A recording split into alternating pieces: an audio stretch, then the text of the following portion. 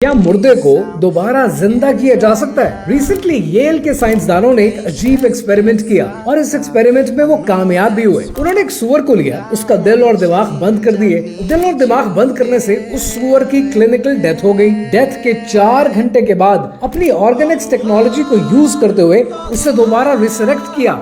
उसके जिस्म में खून बहना शुरू हो गया, उसका लिवर, उसका किडनी चलना शुरू हो गए, दिल धड़कना शुरू हो गया और जिस्म के सारे आज़ा ने ऑक्सीजन को रिसीव करना शुरू कर दिया।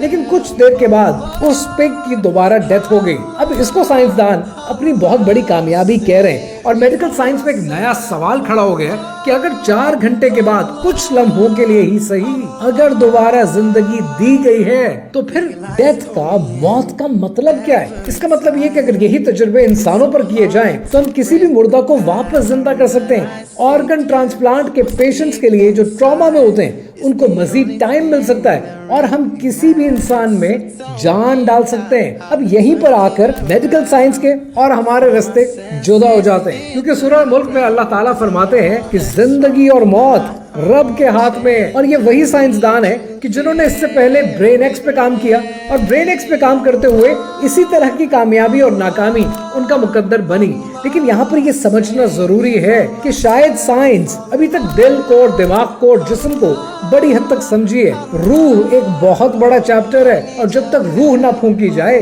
जिस्म में जान नहीं आती। और इसमें नफ्स का क्या किरदार है, नफ्स अम्मारा का, नफ्स लवामा का, साइंस इसको बहुत ज्यादा जानती नहीं है। And that is a learning area for you as well. So being Muslim, आपका ये थॉट प्रोसेस तो क्लियर है कि जिंदगी के लिए रूह बड़ी इंपॉर्टेंट है और अभी वो दिन नहीं आया कि जब मुर्दों को दोबारा जिंदा किया जाएगा। तो येल के साइंटिस्ट का ये सवाल तो बिल्कुल बनता है कि क्या मुर्दे को दोबारा जिंदा किया जा सकता है। और शायद इसीलिए आज ईस्टर्न स्पिरिचुअलिज्म और ईस्टर्न साइकोलॉजी इस मामले में इनसे कहीं हाथ आगे है। इसीलिए शायर कहता है कि मौत एक जिंदगी का वक्फा है, यानी आगे चलेंगे दम लेकर।